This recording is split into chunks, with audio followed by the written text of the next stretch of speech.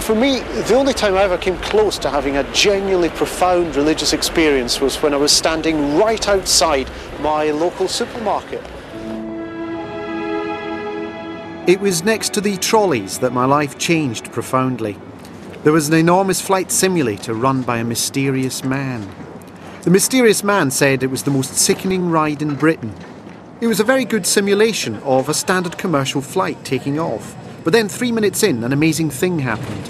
Ladies and gentlemen, I'm sorry to tell you we've lost control of this aircraft. Our engines have caught fire and we're now falling through the air at a speed of 500 miles per hour. There's very little chance that any of us will survive the impact. I'm sorry.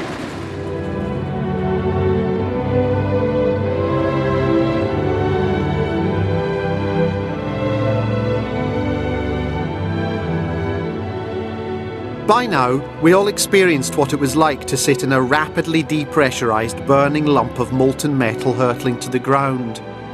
We used these last remaining minutes to evaluate our lives and think of the things we always wanted to do. This man decided to start up his own garden design business, using nearby serviettes to sketch a business plan. This woman had always wanted to lose half a stone and started eating lots of salad.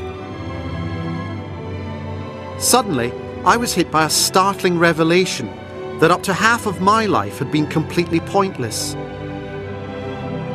I thought of the 14 months I wasted going down Anderson Street before I discovered the shortcut down Withney Grove. Or the weekend I tried taking up kiting on an inappropriately elevated common. I totted up all those moments I spent pointing at hot air balloons on summer days, standing in front of the video while it rewound, or looking at my own suntan. I considered the time I spent looking for restaurants open after 9 p.m. in small towns. I added in that day I got lost and ended up walking a 9-mile tetrahedron around Dumfries. I thought about the time spent looking at rabbits in a large municipal zoo, or those moments when I stop everything because I think I'm going to sneeze, but then don't sneeze. Adding it all up, I concluded that 44% of my life had been an utter waste of time.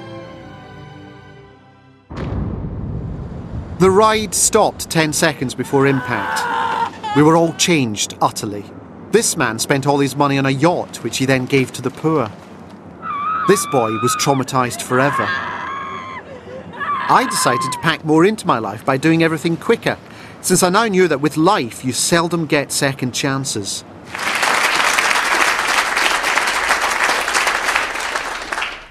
Thank you. It was very kind of the British Medical Council to invite me here. You know most of my story already through knowing all about my son Danny. Danny was a boxer, but boxing has its price. Any mother knows that.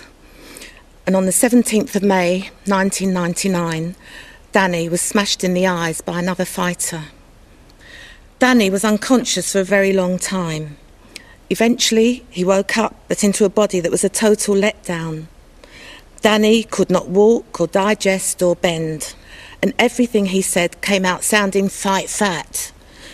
It would have been easy to walk away and write my son off as a total carrot, but thanks to you, Danny has regained his dignity. Specialists have come up with transistors and microcircuitry to control his legs and lips. An armoury of valves and funnels can make him laugh and jump. And so, as a thanks to you who've made this possible, my son has decided that it will be here, in the headquarters of the British Medical Council, that he will now fight his comeback bout against Kenny O'Reilly. So enjoy it, because this one's on you! From the blue corner, Kenny O'Reilly! From the red corner, Danny Knox!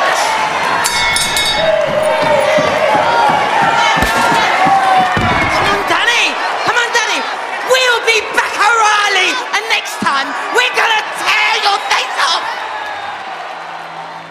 Perhaps the mysterious man who ran the flight simulator discovered what lies at the heart of life. Normally, he turned his horrible ride off 10 seconds before impact, but one day he let it run the full duration. We'll never know what he found because he immediately disappeared.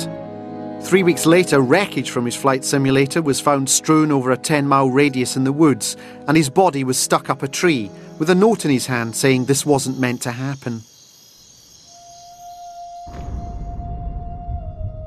It is heaven. Here the dead are at rest, and there are unalloyed joys in abundance. But morale was low in heaven, so the dead decided to have a meeting and took their grievance to God. They told God that their happiness in heaven was so fantastic they actually felt quite guilty, and this guilt was spoiling their happiness. And God said, "Well, there you go." To which one of the dead exclaimed, "That's brilliant. God's really annoying." And then the rest of them said, "Oh, I see what you mean. Because God's response was pathetic, life here's no longer perfect, so now we needn't feel guilty. Hosanna, we're happy again. Let's thank God with a dance."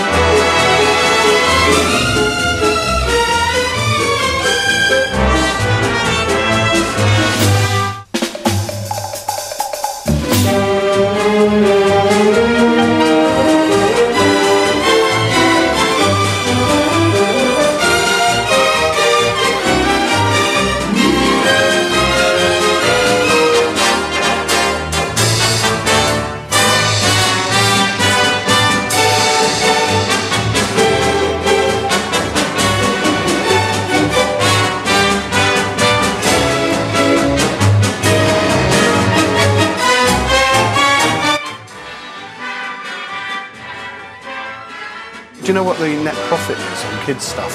It's a quarter what it is on adult shoes. It's not necessarily true. If you get those lightweight trainers like we've got, it's 27%. Yeah, but how many kids buy lightweight trainers in the winter?